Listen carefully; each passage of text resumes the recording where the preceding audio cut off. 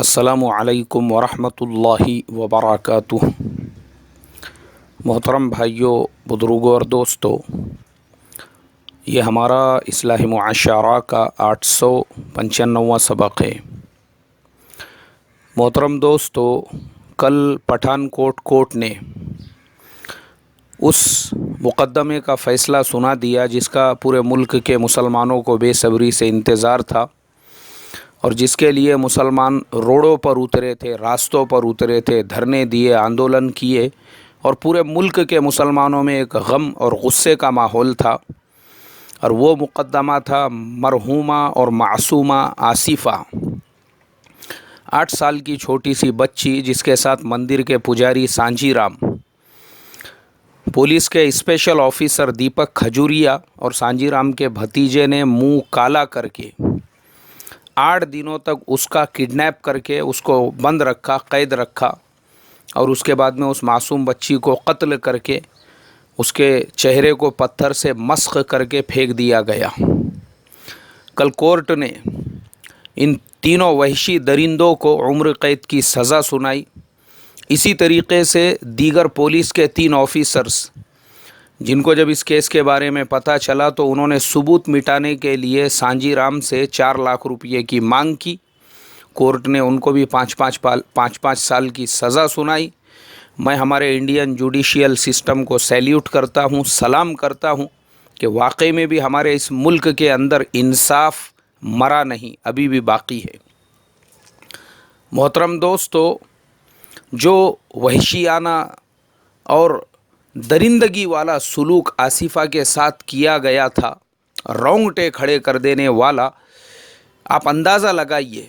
एक मासूम सी बच्ची, ये वाक़या है पिछले साल 10 जनवरी 2018 का। कश्मीर के अंदर मुसलमानों में अलग अलग बिरादरियां हैं, अलग अलग टाइप के लोग हैं, मतलब जिनके कारोबार, लाइनें वग़ैरह वग़ैरह। एक वहाँ पे बकरवाल बिरादरी है, बकरवाल समाज। अब ये जो बेचारे होते हैं, जैसे हमारे अपने इलाके के अंदर भी खाना बदोश होते हैं, या हम लोग जिसको धनगर समाज कहते हैं, कि जिनका काम जानवरों को पालना है, जानवरों की परवरिश करना है, मेंढियाँ हैं, बकरियाँ हैं वग़ैरह वग़ैरह। तो ये बकरवाल जो समाज है, बकरवाल जो कौम है, इन लोगों का यही कामकाज है। ये लोग खच्चरों को पालते हैं, घोड़ों को पालते हैं, बकरियों को पालते हैं और 6 महीने ये लोग कश्मीर में रहते हैं गर्मी के मौसम में। और जब सर्दियां शुरू होती है और कश्मीर में बर्फ़बारी बढ़ जाती है, उस वक्त में ये लोग जम्मू आ जाते हैं, क्योंकि इन लोगों का अपना कोई घर नहीं होता है। आपने देखे होंगे महाराष्ट्र के अंदर भी बहुत सारे वो जो राजस्थानी लोगों के रेवड़ होते हैं मेंढियों के, उसके अंदर 1-1 हज़ार मेंढियाँ होती है। वो लोग रोडों के, रास्तों के किनारे कभी गुज़रते रहते हैं, कभी भी किसी भी खेत के अंदर पड़ाव डाल के रुक जाते हैं। ये लोग भी, जो बकरवाल समाज है, ये जो कौम है, इन लोगों का बेचारों का यही कामकाज है, जानवरों की परवरिश करना। गरीब लोग, बड़े बड़े इनके कोई कारोबार नहीं। अब ये गर्मी के मौसम में कश्मीर में और सर्दी के मौसम में जब जम्मू आते थे, तो ये जो सांजी राम है, एक मंदिर का जो है पुजारी, इसकी आंखों में मुसलमान खटकने लगते थे कि ये हमारे यहाँ पे क्यों आते हैं, यहाँ पे क्यों रुकते हैं। हालांकि अरे वो वहाँ से जाने वाले हैं, थोड़े दिनों के मेहमान हैं, लेकिन उसके बावजूद उसको तकलीफ़ थी उन लोगों के रुकने से, उन लोगों के आने से। और वो तकलीफ़ और वो हसद और वो जलन के अंदर वो हमेशा इस बात की कोशिश और फ़िक्र में रहता था, इन लोगों को मैं कैसे नुकसान पहुँचाऊँ। अब रोज़ाना देखने लगा, एक छोटी सी 8 साला बच्ची जो है, वो जानवरों को इधर लेकर जाती है, चराने के लिए लेकर जाती है, फिर वापस लेकर जाती है। तो उसने अपने भतीजे से कहा कि ये लड़की का किडनैप करो, ये लड़की को जो है हम अगर कत्ल कर देंगे, इसके साथ में ज़ोर ज़बरदस्ती कर देंगे, उसके बाद में ये कौम यहाँ पे आना और यहाँ पे रुकना छोड़ देंगी। और उसने वैसा ही किया। उसके भतीजे ने वो बेचारी मासूमा जो बच्ची थी आसिफ़ा, उसको उठा लिया वहाँ से और मंदिर के अंदर लेके चला गया। वहाँ ले जाने के बाद में उसको बंद किया गया, उसको कैद करके रखा गया वहाँ पे। और कैद करके रखने के बाद उसने उसके साथ में ज़ोर ज़बरदस्ती की और उसके साथ में सिर्फ उस अकेले ने ज़ोर ज़बरदस्ती नहीं की, बल्कि उसका जो चाचा था सांझी राम, जब उसने उससे कहा कि मैंने इसको उठा के लेकर आ गया हूँ, तो उसने भी उसके साथ में ज़ोर ज़बरदस्ती की। फिर वो भतीजे ने अपने एक दोस्त को मीरठ में फ़ोन किया और वहाँ फ़ोन करके ये कहा कि मेरे पास में इस तरीक़े से एक शिकार है, अगर तू भी उसके साथ में मुंह काला करना चाहता है तो यहाँ आ जाए। यानी उसने मीरठ से उसको वहाँ बुलाया, जम्मू कठुआ, और वहाँ बुलाने के बाद में उसने भी उस मासूमा बच्ची के साथ में मुंह काला किया। और ये तीनों मुसलसल 8 दिनों तक आसिफा के साथ में मुंह काला करते रहे, उसको बेहोशी की दवा देते रहे। इतना दरिंदगी वाला सुलूक इन लोगों ने उसके साथ में किया, आपके रोंगटे खड़े हो जाएंगे। मैं आज तक के ऊपर न्यूज़ देख रहा था, ये पूरी रिपोर्ट मैंने आज तक के ऊपर देखा हूँ। आज तक वाले जिस तरीक़े से बता रहे थे, मेरे तो पूरे रोंगटे खड़े हो गए, मेरी तो आँखों में आंसू आ गए और मैं सोचने पे मजबूर हो गया कि इंसान कुत्ते, सूअर, जानवरों की सतह से नीचे गिर के भी इतना यानी नीचे की सतह का दरिंदा भी बन सकता है। 8 दिन तक एक मासूमा बच्ची के साथ में, जिसकी उम्र सिर्फ 8 साल थी, ये तीनों वहशी दरिंदे उसके साथ में मुंह काला करते रहे। अब आसिफा के जो माँ बाप थे, 3-4 दिन तक उन्होंने देखे कि बेटी घर पे नहीं आई है, जानवर आ चुके हैं, बच्ची क्यों नहीं आई। अच्छा, मैं आपको पहले वो एरिया का जो ज्योग्राफिकल जो बनावट है उधर की आपको वो बता दूं। चूँकि हम लोग कभी अपने गांव से, तालुके, ज़िले से बाहर निकलते नहीं, हमको पता ही नहीं है दूसरे इलाके कैसे हैं। उन इलाक़ों के अंदर एक बस्ती यहाँ है तो दूसरी बस्ती पता नहीं कहाँ है, कई किलोमीटर दूर, और पहाड़ियाँ, टेकड़ियाँ। एक आदमी थोड़ा सा आगे चला, उसके बाद में वो नज़र नहीं आता पहाड़ी के पीछे कहाँ चला गया। जंगल बड़े बड़े, वो पूरा इलाका ऐसा है। वो माँ बाप बेचारे परेशान हो गए, पुलिस में रिपोर्ट लिखाने के लिए गए।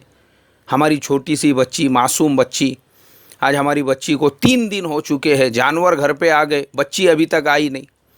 अब पुलिस ने दीपक खजूरिया नाम के एक स्पेशल ऑफिसर को ये जिम्मेदारी दी, जाओ जाके तहकीकात करो, देखो। अब दीपक खजूरिया जो था, उसने इधर उधर तहकीकात की, मंदिर में गया वो तहकीक के लिए, तो देखा उसने कि आसिफा को वहाँ पे किडनैप करके रखा हुआ है। अब दीपक खजूरिया जो था, अल्लाह हिफाजत फरमाए मेरे मोहतरम दोस्तों, हिंदुस्तान की बर्बादी, ये जो आज हम हिंदुस्तान में 70-71 साल के बाद में भी ये जो बर्बादी देख रहे हैं, ये रोज़ाना जो हम न्यूज़पेपर्स के अंदर ये रेप के, ये बिल जबर जो है लड़कियों के साथ में मुंह काला करने के, और मासूम बच्चियों को दरिंदगी का शिकार बनाने के, और ये चोरी के, और ये डकैती के, ये मर्डर के, ये कत्ल के, जितने भी जुर्म हम देख रहे हैं, इसके ज़िम्मेदार दीपक खजूरिया के जैसे हरामखोर गवर्नमेंट ऑफिसर्स है, जिन कुत्तों को रिश्वत चाहिए, रिश्वत। इनकी वजह से ये पूरा मुल्क बर्बाद हुआ। अगर ये अपना काम सही से करते थे तो क्या किसी के अंदर हिम्मत थी किसी की माँ बहन को नज़र उठा के देख सके? लेकिन इनको तो रिश्वत चाहिए, पैसा चाहिए इनको। और दीपक खजूरिया ने उनसे वही कहा, मुझे 1.5 लाख रुपये रिश्वत चाहिए। और उसके बाद में दीपक खजूरिया ने सांझी राम से 1.5 लाख रुपये रिश्वत लिए। और उसके बाद में उसने देखा वो मासूमा बच्ची आसिफा वहाँ पड़ी हुई है, तो उसने कहा कि इसको ठिकाने मत लगाओ, मैं भी इसके साथ में नौज़ुबिल्ला मुंह काला करना चाहता हूँ। सोचो मेरे मोहतरम दोस्तों, जिस मुल्क के अंदर कानून के रखवाले और पब्लिक की हिफाजत की जिनके जिम्मेदारी है, वो खुद इस तरीक़े का हरामखोरी का काम करने लग जाएंगे, तो ये मुल्क आज जिस जगह पे खड़ा हुआ है वहाँ पे नहीं रहेगा तो कहाँ पे जाएगा फिर? वो दीपक खजूरिया समाज का रखवाला, उसने भी वो आसिफा के साथ में मुंह काला किया। और मुंह काला करने के बाद में उसकी नज़रों के सामने उस बच्ची को कत्ल कर दिया गया। और कत्ल करने के बाद में उसके चेहरे को पत्थर से मस्ख करके उसकी लाश एक जगह फेंक दी गई। और उसके बाद उसने इन लोगों को इत्मीनान दिलाया, ठीक है अभी कुछ भी नहीं होगा, बोले तुमने पैसे तो मुझे दे दिए हैं। और वो वहाँ से चला गया। अब उसके बाद कुछ दिनों के बाद उसकी नाश मिली। पता चला कि मासूम बच्ची की ये जो है नाश पड़ी हुई है। फिर आसिफा के वालिदैन जो है उन्होंने पुलिस स्टेशन और इधर उधर भागदौड़ जब शुरू की, वो शुरू करने के बाद फिर पुलिस ने और 3 ऑफिसर्स को तय किया। वो 3 ऑफिसर्स जब आए, उन्होंने सारी चीज़ें देखी और उनके सामने जब सारी स्टोरी आ गई, उन्होंने कहा ठीक है, हम ये सारे सबूतों को मिटा देते हैं, उसके लिए हमको 4 लाख रुपये रिश्वत चाहिए। आप सोचो मेरे मोहतरम दोस्तों, ये पूरे मुल्क में जो अंधा कानून है, इन्हीं रिश्वतखोर कुत्तों की वजह से पूरा मुल्क जो है आज जंगल राज जो बना हुआ है कि मुजरिमों को उनको महफूज रखना, उनको सिक्योर करना सिर्फ पैसे खाकर, या ऐसे ऐसे लोगों की वजह से कि मुजरिमों को उनके जो है कीफर किरदार तक पहुंचाने की बजाय 4 लाख रुपये उन्होंने भी रिश्वत ली। लेकिन जब ये केस मीडिया में आया, जब इसको कोर्ट में ले जाया गया, जब ये केस पूरी तरह से उछला, तो सुप्रीम कोर्ट को इसके अंदर इंटरफेयर करना पड़ा और सुप्रीम कोर्ट ने फ़ौरन ऑर्डर दिया जम्मू कश्मीर गवर्नमेंट को कि इस केस के अंदर जल्दी से जल्दी कार्रवाई की जाए और इसी तरीके से हो सकता है इस केस के अंदर कुछ और इंटरफेयर करके इस केस को दबाने की या इस केस की पुष्टपनाही करने की कोशिशें की जाएगी। इसलिए सुप्रीम कोर्ट को इंटरफेयर करके ये ऑर्डर देना पड़ा कि इस केस को जम्मू एंड कश्मीर से ट्रांसफ़र करके पंजाब पहुंचा दिया जाए। तो इसलिए उसको पठानकोट कोर्ट के अंदर मुंतकिल कर दिया गया। पठानकोट कोर्ट के अंदर जब यह केस चला गया, अब यह केस आ गया पंजाब पुलिस के हाथ में। पंजाब पुलिस के हाथ में जब यह केस आया तो पंजाब पुलिस ने पूरे ईमानदारी के साथ, मैं सैल्यूट करता हूं पंजाब पुलिस को 100 मरतबा, और हर एक से रिक्वेस्ट करता हूं कि वो पंजाब पुलिस को सैल्यूट करे कि पंजाब पुलिस ने पूरी ईमानदारी के साथ, पूरी अमानतदारी के साथ एक एक सबूत इकट्ठा करके कोर्ट के सामने जब पेश किया, तो कल कोर्ट ने उन सबको मुजरिम करार दिया। 6 मुजरिमों को मुजरिम करार देकर उनमें से ये जो 3 हैं, सांजी राम, उसका भतीजा और दीपक खजूरिया, इनको मुख्य आरोपी के रूप में उम्र कैद की सज़ा सुनाई गई। और 3 जो पुलिस ऑफिसर्स थे उनको सबूत मिटाने के जुर्म में 5-5 साल की सज़ा दी गई। मेरे मोहतरम दोस्तों, अभी ये फाइनलाइज नहीं हुआ है, अभी भी ये केस आगे चलता रहेगा, इसलिए कि हमारे संविधान कॉन्स्टिट्यूशन में इसका भी प्रावधान है कि इस तरीके का जुर्म करने वाले मुजरिमों को मौत की सज़ा भी दी जा सकती है।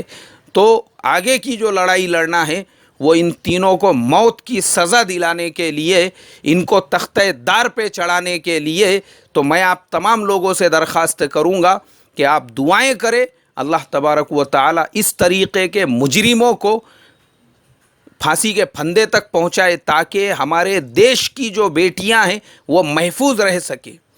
ये हमारा देश है, इस देश के अंदर जहाँ कहीं भी किसी भी मासूम बच्ची के साथ में इस तरीके की अगर दरिंदगी होती है, वो हमारी अपनी बच्ची है, चाहे वो किसी भी समाज की बच्ची हो, मुस्लिम समाज की बच्ची हो, हिंदू समाज की बच्ची हो, दलित समाज की बच्ची हो, सिख समाज की बच्ची हो, क्रिश्चियन समाज की किसी भी समाज की वो बच्ची हो, बेटी आखिर में बेटी है, चाहे किसी की भी बेटी हो।